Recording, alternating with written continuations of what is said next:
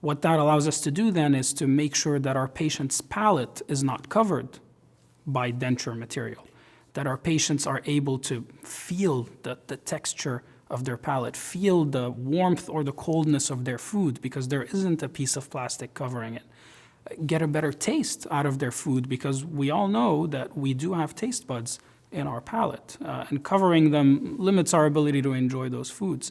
It allows us more comfort in speaking because we have the security of knowing that our teeth are solidly anchored to a strong foundation of dental implants.